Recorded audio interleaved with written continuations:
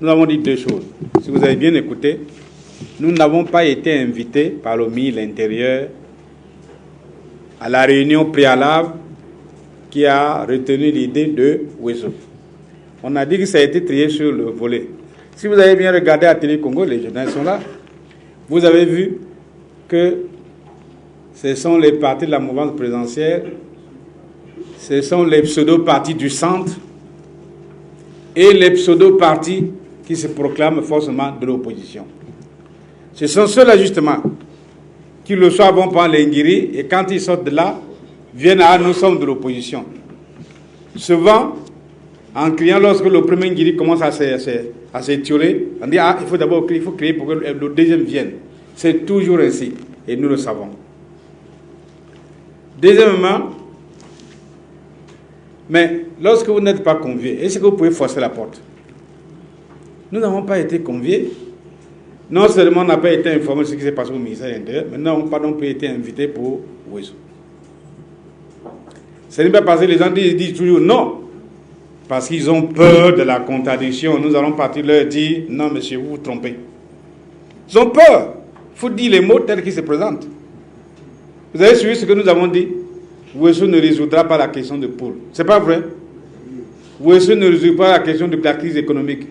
Wesso ne résoudra pas la crise financière. Wesso ne résoudra pas la question de la crise morale et ne résoudra pas le point de la crise sociale. Mes chers amis, pendant que le pays est en train d'aller vers le précipice, vous allez vous raconter des histoires à Wesso pour dire on va aller aux élections choisir les députés. Quel est le député? Alors qui sera le candidat dans le pool? Il va faire sa campagne sur le pont de Djoué et puis on programme qu'il a été élu à Kindamba, à Mayama et tout ça. C'est ça? Non, ce n'est pas sérieux. Nous nous disons que c'est agir ainsi, ce n'est pas sérieux du tout. On se déjuge soi-même et on s'exclut même du Congo. Les gens qui décident, comment ils peuvent dire qu'ils sont Congolais? C'est ce que nous disons dans le texte. Et nous disons que nous ne pouvons pas longtemps continuer à perpétuer la crise dans notre pays parce que ce qu'ils font là, ça ne résoudra rien. C'est maintenant qu'il faut poser les bases d'une résolution durable de la crise dans notre pays. Crise sécuritaire, crise économique, crise politique. Vous vous rendez compte, on est parti de loin. C'est depuis 1958 que ces crises à répétition se produisent et toujours le même motif, les élections mal organisées. Alors, il faut qu'on arrête. Alors, quelques individus qui ont été grassement Nuru Ngiri se sont retrouvés au ministère de l'Intérieur. J'ai suivi Mboulou dire bon, vous savez, l'élection, c'est une période grave. Mais lui, Mboulou, il va aller se représenter à Mpouya. À Mpouya, il y a quelqu'un qui peut voter pour lui. Et il va aller s'imposer pour dire qu'il a été élu député de 100% de Mpouya. Comme Dimi dit, oui, pour aller relever le défi de Ngolondé, je n'ai pas de relever un défi avec ce gars-là. Il ne devrait même pas se présenter à Gamouna. Il est maire de Brazzaville. Le maire de Brazzaville doit se présenter dans sa ville. Mais il a peur d'avoir pourri Brazzaville, des micros partout, les immondices partout, tout ça. Parce qu'ici, on ne le votera pas. On ne le connaît pas à Gamouna, ce n'est pas le maire de Gamouna. Le fait d'avoir été né là-bas ne signifie pas qu'on est connu là-bas. Donc il n'y a pas de défi à relever par rapport à lui. Voilà pourquoi nous ne voulons pas jouer avec notre pays. C'est ce que nous avons dit. Et on a dit, mais vous voyez, c'est dans l'exclusion qu'on détruit. Ce n'est pas parce que nous disons non, non, qu'on va nous exclure. Pourquoi nous ne sommes pas allés à Sibiti? Le point qui s'est posé, c'est le même. Après les scénarios des veaux, des Dolisie, on dit non, cette fois-ci, c'est sérieux. Et c'est que la rencontre de Sibiti se justifiait. Je vous ai déjà dit ici, il y avait 629 personnes, dont 400 militaires. 400 militaires, mais pas les vrais militaires, des miliciens. Donc c'est vicié dans le fond. Nous avons dit Sibiti, non, on n'avait pas d'objet. Parce que l'objet de Sibiti qui était là-bas, c'est quoi? C'est Mboulou qui a fait tous les documents dans son bureau pour que le président Sassou ait un troisième mandat et qu'on change la Constitution. C'est tout. Ce qu'on appelle le consensus de Sibiti, ce n'est rien d'autre que ça. Changer la Constitution, permettre à Denis Sassou Nguesso d'avoir un troisième mandat, peut-être un cinquième mandat, jusqu'à la fin de ses jours sur cette terre des vivants. On a dit non, c'est vicié, c'est pas ce que les Congolais attendent. Ce que les Congolais attendent, c'est supprimer la cause des conflits dans le pays. C'est supprimer la cause des guerres dans le pays, c'est d'avoir une vraie politique, une bonne alternance qui mette en avant la responsabilité et la vraie alternative. C'est ça qui a justifié. Nous avons décidé donc de donner l'exemple en organisant le dialogue alternatif de Diata. On vous a dit déjà, nous avons pris 17 résolutions rien que sur la refondation de la gouvernance électorale. Mais ça a été envoyé au président Sassou. Qu'est-ce qu'il en a fait? Posez-lui la question. Et aujourd'hui, en Katimini, on dit on va aller à Ouesso. Ils devaient partir ce matin à 10h. Bon, ils sont plus partis. Il y a un communiqué qui est passé. Certainement pour attendre qu'est-ce que le collectif va dire. Ben, nous leur disons ça. J'espère que vous allez leur dire, ce soir-là, vous allez parler à la télévision, à la radio, pour qu'ils écoutent. Le collectif a dit, ça, ce n'est pas sérieux. Ce n'est pas sérieux du tout. On prend quelques personnes, on va à Sibiti, et c'est même grave, et le Premier ministre va là-bas pour ouvrir. Ouvrir quoi? Ce n'est pas une concertation. On va lire les études que Mboulou a écrit avec ses services pour les élections. Et ce qu'on a changé le découpage. Et ce qu'on a refait, le recensement administratif spécial, et ce qu'on a refait le fichier électoral, et ce qu'on a refait quand on a nettoyé le fichier des Aïwa, des Katangais, des Tchadiens, et des fictifs et des morts. On n'a pas nettoyé. Vous le savez, non? Depuis 2000, c'est une décision officielle qui a été prise par le pouvoir de dire nous agirons toujours comme ça. S'ils veulent les prendre, on leur produit. Voilà leur produit. Ça a été décidé ici. Alors, il faut qu'on arrête ça. Parce que nous, on va passer. Mais les Congolais qui viendront, qu'est-ce qu'ils vont faire? Ils vont continuer dans cette bouillabaisse-là. Voilà pourquoi nous disons, mes frères, c'est une erreur d'aller à Ouesso. Ouesso, ça va creuser toujours les rancœurs, parce que ça ne nous résoudra aucun problème. Revenez à la raison. Asseyons-nous dans un dialogue national inclusif, et c'est là que nous allons trouver des bonnes solutions. Mais ils ont peur du débat. Ils ont peur, c'est la peur. Quand on a peur de la vérité, alors on va se cacher sur le lit. Mais on ne cherche pas à continuer à faire des bêtises. Nous appelons ça bêtises. Ils ont peur. Mais nous, on ne va pas venir au dialogue national pour aller insulter les gens, aller crier sur les autres. Non. Que chacun vienne avec les propositions constructives pour dire voilà comment nous voulons que notre pays soit gouverné. Dans tous les domaines. Voilà ce que nous voulons que chaque homme politique doit avoir comme attitude positive vis-à-vis de son peuple, vis-à-vis de l'homme congolais. Parce que nous, on fait la politique pour l'homme congolais. Parce que la politique doit placer en son centre seulement l'homme. Et non ses intérêts personnels. Moi. Le moi est toujours nuisible. Il tue. C'est ça que nous disons. Donc, nous ne cherchons pas à tout prix à aller à Ouesso. À quoi faire? Et puis, vous voyez comment ils délocalisent ça. Ils envoient loin à Ouesso. Pour que vous, ici, vous n'apprendrez rien. Ça se passe très loin là-bas. Après, ils prennent l'avion et viennent ici, ça a eu lieu. Et ils ont peur que les Congolais sortent dans la rue pour aller marcher sur le palais de Congrès et disent, mais vous là, arrêtez avec vos comédies. Et ils envoient ça à Ouesso. Ce n'est pas sérieux, alors il est temps. Ça, c'est le dernier cri d'alarme que nous lançons. Il est temps qu'on arrête avec cette bêtise-là. Il est temps qu'on arrête, qu'on revienne à la raison pour qu'on trouve les vraies solutions à notre pays. Vous vous rendez compte? Quelle image on donne de nous? Peut-être que demain matin, je prends l'avion pour aller me balader à l'extérieur. Quand je parle, on commence à monter du doigt. C'est un Congolais. Ah, c'est un Congolais, donc il n'est pas sérieux. C'est un Congolais, donc il n'est pas sérieux. Moi, je vais vous donner un exemple. Quand on tient la pagaille que nos amis d'en face là font vers les frontières internationales, tout ça, un jour j'arrive à Genève, j'étais en transit pour Paris, on les prend, on parque là-bas. Et le policier dit, monsieur, allez là-bas. Je dis, ne me confondez pas. Il dit, mais vous n'êtes pas du Zaïre? Je dis, je ne suis pas Zaïrois, je suis du Congo-Brazzaville. Ah bon, mais mettez-vous ici alors. Voilà ce qu'on veut, à quoi on veut nous pousser. À ce genre de truc, aucune considération pour les Congolais. Mais le cardinal Paroline était ici il n'y a pas longtemps, où il a dit au président Sassou, votre pays a trop de problèmes, il faut organiser un dialogue avec les autres, mais un vrai dialogue. Il a dit oui. Mais qu'est-ce qui s'est passé pour qu'il change? Il a dit oui. Qu'est-ce qui s'est passé pour qu'il change? Posez-lui la question, vous les journalistes là, allez lui demander pourquoi. On ne peut pas lui poser des questions. La communauté internationale a parlé, lui a parlé, il a dit oui, mais aujourd'hui il change.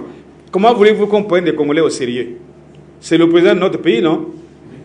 Alors ça veut dire que tous les Congolais sont comme ça. Puisqu'il y a un président qu'ils ont élu, il est comme ça, mais eux-mêmes, donc ils sont de même acabit. C'est très grave ce qu'il fait. Donner une telle image de notre pays. De vous aussi. Parce que bientôt, un du journal congolais écrit un article. Quand on lit dans le journal, il dit oh, laisse-moi, ça c'est écrit, ça vient du Congo. Qu'est-ce qu'on va lire? Et même Télé Congo. Je vous dis, hein, les gens qui sont à l'extérieur, notamment en France, qui ont pris le bouquet africain, ils mettent Télé Congo quand ils apprennent qu'il y a une grave crise là-bas pour voir comment ça se passe. Autrement, ils ne mettent plus. Ils ne mettent plus du tout. C'était quand? Hier, je crois c'est hier, que j'étais au beach ici, au salon, il y a un écran de télévision. J'ai regardé, j'ai appelé le chef de l'immigration. Il dit, viens ici, toi. Mais pourquoi votre télévision ne montre que les chaînes de Kinshasa? Il dit, ah, ici, on ne peut pas capter que Télé Congo. Il dit, ah bon? Comme ça, oui. Bon. Voilà, c'est vous qui voulez seulement suivre de l'autre côté, parce que vous avez marre des racontars d'ici. Voilà l'irresponsabilité dans laquelle on nous met. Et nous poussons un cri d'alarme pour que les gens nous comprennent, qu'on arrête ça. Et le Fonds monétaire, je répète, a dit dans son aide de mémoire de novembre, le Fonds monétaire vient encore de passer. Vous n'êtes pas au courant?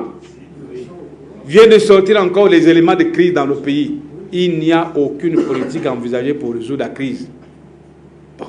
Mais si les gens qui sont au pouvoir sont incapables, on va aller au dialogue. Les gens capables vont leur dire non, dans le domaine là, voilà ce qu'il faut faire. Et si voilà ce qu'il faut faire, monsieur, arrêtons. Alors, c'est pour ça que nous proposons l'ouverture d'une transition. Un gouvernement de transition qui va comprendre les ministres de chaque parti et on va prendre des gens responsables pour essayer de résoudre les questions de la crise à tous les niveaux. C'est ça la réalité. Quand le Fonds monétaire dit le Congo va aller vers l'explosion sociale, vous croyez que les gens là s'amusent? Ils ne s'amusent pas, parce que quand ils vont aller aux États-Unis, ben, le rapport va tomber entre les mains de la CIA. Il n'y a pas de CIA ici au Congo. Et là-bas, au département d'État, on interroge, mais le Fonds monétaire est écrit alors que, oh oui, mais on vous a envoyé le rapport. Ça, ne vous trompez pas du tout. Ne vous trompez pas, chers amis. Ne nous posez pas des questions, genre, ah, vous n'êtes pas allé là-bas, pourquoi, qu'est-ce que... Non, c'est le cri d'alarme que nous lançons pour le Congo. Comprenez-nous. Parce que nous aimons notre pays. Nous ne voulons pas qu'il continue à souffrir de cette manière-là. Voilà, de façon générale, j'ai balayé un peu l'ensemble des questions. Hein? C'est comme ça que nous avons vu avant de lancer cette conférence de presse. Jean. La situation du Congo est une situation tragique. Et ce qui est triste, c'est que nous tous avons l'impression que tout va bien. Je ne sais pas ce qui se passe. Est-ce qu'il y a une main qui nous empêche de voir la réalité? Mais enfin, regardons. Juste récemment, il y a à peu près un an, il y a eu plus de morts au Congo qu'il y en a eu en RDC ou au Gabon pour des raisons politiques. Est-ce que nous avons besoin de continuer comme ça? Quand je prends l'histoire de ce pays, nous avons connu la traite des esclaves qui a pompé des milliers de Congolais. Nous avons connu la colonisation. Et beaucoup des nôtres se cachaient dans les forêts. Et il y a eu beaucoup de morts. Maintenant, nous sommes colonisés par nous-mêmes. Parce que c'est ça qui se passe aujourd'hui. Ce sont les Congolais qui colonisent les Congolais. Pourquoi? Aujourd'hui, 3 mars 2017, alors que nous sommes au XXIe siècle, nous vivons encore ce qu'on appelle l'antiquité politique. Parce que dans l'Antiquité, il n'y a pas de citoyens. Et quand il y a eu quelques-uns, comme à Rome, c'était une minorité dans le pays. Les autres étaient les esclaves ou ce qu'on appelle les serfs et autres. Dans l'histoire, la démocratie suppose la citoyenneté. La citoyenneté suppose l'égalité des citoyens devant la loi, la possibilité pour chacun de concourir à des postes, d'être élu ou d'élire. Dans l'Antiquité, vous n'avez pas besoin de ça. Vous avez besoin d'un sultan, d'un satrape, d'un condottiere, d'un tyran, d'un dictateur. C'est comme ça l'Antiquité. Et nous voulons faire au XXIe siècle, au moment où le monde est en train de changer, continuer à gouverner avec les règles de l'Antiquité politique. Ça ne fonctionne pas. Ça ne fonctionne pas. Il y a un anachronisme tel chez nous ici que les gens croient qu'on peut encore faire au Congo ce qu'on aurait dû faire il y a 2000 ans, disons. Donc il faut qu'on en sorte. Le monde moderne, le monde démocratique moderne exige un fonctionnement de l'État, une gouvernance, des relations entre les citoyens qui sont de l'ordre de la démocratie. Je dis ça parce que qu'est-ce qui s'est passé dans ce pays? Ce pays a eu plus de coups d'État que d'élections, vous le savez très bien. Si je laisse la période pré-indépendance,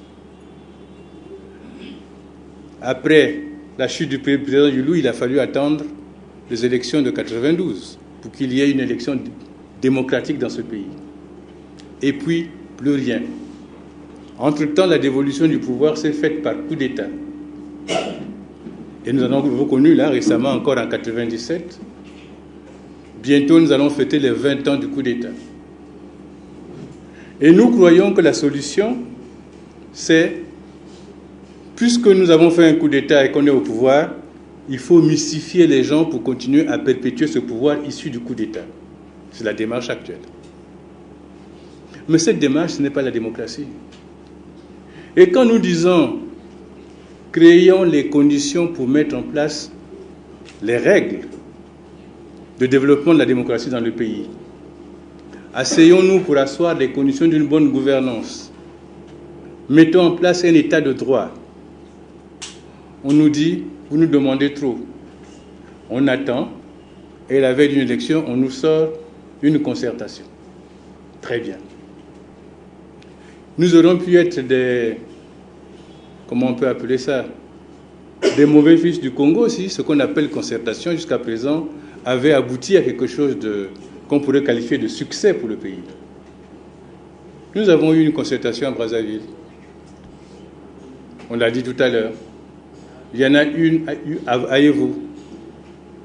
On en a fait une à Dolisie. Et peut-être pour nous faire plaisir, nous qui sommes dans les Congo, on en a fait une à Sibiti. Mais qu'est-ce que ça a donné? Est-ce que vous croyez que depuis ces événements-là, les conditions de la démocratie sont remplies dans le pays? Si c'était oui, on serait comme les grandes puissances. Ils n'ont pas besoin de tenir un dialogue avant chaque élection, puisque les règles de fonctionnement sont là, elles sont immuables, elles sont bonnes pour tout le monde. Si on fait, c'est parce que le pouvoir sait très bien que ce qui a été fait jusqu'à présent n'était pas convenable. Et si on fait, c'est pour faire croire à l'opinion internationale qu'on a eu un dialogue alors qu'il n'en a pas un. C'est tout. Alors, vous nous demandez pratiquement fermer les yeux, aller à Wesso, comme les autres étaient partis à Dolisie, à Sibiti, à Evo. Et vous, journalistes, vous pensez que c'est bon pour votre pays? Vous nous avez fait le reproche quand on a dit on ne partait pas à Sibiti. Dites-moi, il n'y a pas eu de mort après Sibiti, pendant la période référendaire, là? Il n'y a pas eu de mort après l'élection présidentielle? Il n'y a pas de gens en prison? Le pouls ne brûle pas? Ce sont les conséquences de quoi? Donc c'est notre inconscience, y compris la vôtre, journaliste. Quand vous nous dites ça, c'est comme si ce qu'on nous propose était bon. Et il n'y a que nous pour comprendre que c'est mauvais. Alors que vous savez très bien dans votre affaire intérieure que ce n'est pas bon. Ce n'est pas le genre de question que vous devez nous poser. Vous devez être les premiers à dire au pouvoir, ne recommençons pas les mêmes tragédies. Ça nous a trop coûté. Nous sommes moins de 5 millions d'habitants. Il y a eu beaucoup trop de morts. Et nous disons dans le texte, le sol du Congo est rougi du sang de ses fils. On ne va pas continuer.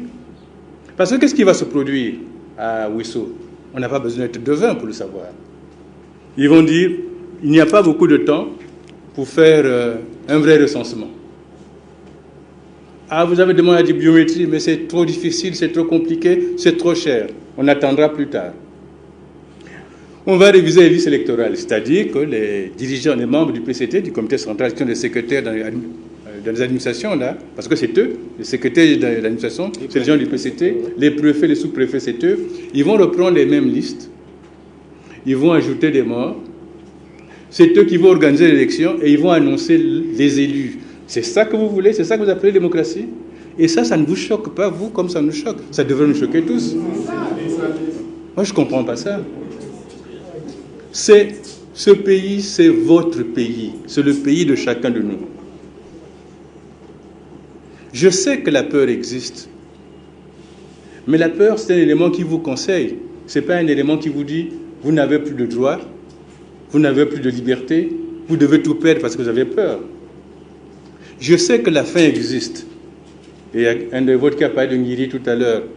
Mais ceux qui sont partis et qui ont reçu les Ngiri, ils ont amélioré la situation du Congo. Et vous nous conseillez d'aller finalement prendre notre part de Ngiri et de faire comme les autres. Tant pis pour le Congo, c'est ça? Moi, je ne comprends pas. Vous aurez dû nous dire, ce pouvoir est inacceptable tel qu'il fonctionne. La démocratie, ce n'est pas comme ça. Nous avons, à la dernière conférence de presse, dénoncé les projets. Se posent des questions de ce que sera le Congo en 2050, le Congo en 2100. Qu'est-ce qu'il faut faire pour y arriver? Quelles seront les mesures au niveau de l'éducation, de la santé, des infrastructures? Et c'est ça qui permet de se dire, le Congo sera enfin demain un pays qui compte sur le continent et dans le monde. Ce n'est pas s'occuper de Mongiri, parce que si je l'ai reçu, chacun de vous là a 2 pieds, non? Il ne peut porter à la fois qu'une seule paire de chaussures. Donc ce n'est pas parce que vous aurez eu des Ngiri pour acheter 20 paires que vous allez porter 20 en même temps, ce n'est pas possible. J'ai appris que dans cette ville, il y a des gens qui sont en train de construire 50 villas en même temps. Mais enfin, si chaque nuit, vous devrez dormir dans chacune de vos villas, il y en a 50. La journée, c'est 24 heures. Vous n'aurez passé que 2 heures dans chaque villa, donc vous ne pourrez même pas dormir. Et il restera encore des villas que vous ne pourrez pas occuper parce que 2 fois 24, ça fait 48. Donc c'est de l'illogisme terrible. Je prie que vous soyez plus défaits que nous. Parce que nous, à vos âges, on était des militants actifs, on se battait pour que les choses changent. Vous vous acceptez et vous pensez qu'après avoir vu ce qui s'est passé, vous prenez la bière et vous dormez. Le monde a changé, mais quand vous vous réveillez le matin, malheureusement, le Congo est dans sa situation. Alors, je vais rapidement répondre à une ou 2 questions. D'abord, sur la déception que nous pouvons causer à nos supporters. C'est M. Dimi. Non, si nos supporters viennent là tout le temps, c'est parce qu'ils comprennent que c'est nous qui avons raison. Parce que c'est des gens qui souffrent. Ils ne sont pas transportés pour venir nous voir. Ils ne sont pas payés comme on paye les autres. Vous savez comment ça se passe. Beaucoup d'entre eux n'ont même pas droit à un emploi parce qu'ils sont des parties du collectif. Leurs enfants souffrent à cause de ça. Mais ils viennent quand même parce qu'ils croient au Congo, ils croient au collectif et ils se disent, si on continue comme ça, c'est l'esclavage pour tout le monde. On ne peut pas continuer comme ça. Parce qu'il y aura juste un clan qui va s'enrichir et le Congo entier va dépérir. On ne peut pas faire comme ça. Donc, nos supporters le savent. C'est plutôt vous qui devriez aider. Quand je vois la presse française aujourd'hui parler des cas comme le cas Fillon et consorts, je me dis, où est la presse congolaise? Fillon, ce n'est même pas des millions, hein. C'est quelques milliers d'euros. Ici, c'est des milliers de milliards de francs CFA. Vous êtes silencieux. Vous êtes silencieux. Le combat politique ne s'arrête pas aujourd'hui. On souhaite rester vivre le plus longtemps pour que nous disions à certains d'entre vous où en sommes-nous aujourd'hui. Nous sommes obligés de nous battre. À moins que vous, en nous disant, vous pensez que nous devrions prendre les armes pour faire la guerre. On a toujours dit que ce n'est pas ça la solution. Nous appelons la conscience de ceux qui dirigent le pouvoir pour comprendre que ce pays est un bien commun. C'est un bien commun, il n'appartient pas plus à ceux qui sont là qu'à nous tous. Que ce dialogue, nous pourrions l'arracher, que nous pourrions l'avoir. Parce que, bon, oui, le président Sassou, c'est aussi un être humain comme nous tous, non? C'est pas vrai? Qui a un cœur, une pensée, qui a une conscience aussi. Peut-être qu'un jour, il comprendra. N'est-ce pas? Voilà pourquoi nous nous battons pour que tout le monde prenne conscience. Notre lutte, ce n'est pas pour que ça arrive sur le gouvernement. Mais le gouvernement connaît. Vous ne savez pas? Je vous ai dit ici, quand nous sommes sortis, on a pris toutes les résolutions, on a envoyé au président Sassou. Mais après le référendum, après la promulgation d'une constitution qui n'a pas été votée par le peuple congolais, après l'élection présidentielle anticipée, truquée, massive, calamiteuse, nous lui avons écrit pour dire que ce n'est pas là la solution. Il faut que vous acceptiez que ce n'est pas comme ça. Venez, on va se parler. On lui a écrit, hein? Il a lu. Nous avons signé pour qu'on ne dise pas que c'est un tract. Nous là, tous là, chacun a signé, a mis son nom. Il dit voilà. Et comme il ne répondait pas, ben, nous nous sommes levés pour dire allons rencontrer son chef de gouvernement. Nous sommes allés rencontrer le Premier ministre pour lui rappeler ça. Attention, attention, le pays va brûler. Vous voyez, le Fonds monétaire dit on va vers l'explosion sociale. Mais enfin, comment voulez-vous qu'on intéresse encore à nouveau la communauté internationale? Le Fonds monétaire, c'est le chapeau de la communauté internationale. Parce que tous les pays du monde, ils sont membres. Les grands pays comme les petits pays sont membres du Fonds monétaire. Quand le Fonds monétaire vient, c'est au nom de tous les pays du monde. Et il dit au Congo, il faut que les Congolais se parlent. Ce n'est pas sérieux. Alors nous allons continuer. Nous voulons que la voix du peuple prédomine, qu'elle triomphe, cette voix-là, parce que tout le monde doit se faire dans l'idée de s'asseoir au cours d'un dialogue national inclusif pour régler définitivement nos problèmes. Sans ça, mais regardez comment travaille le gouvernement. Il est incapable de régler les problèmes. Incapable de régler les problèmes. Incapable. Les gens ne font que mourir. Jusqu'à quand? Bientôt, ça arrive.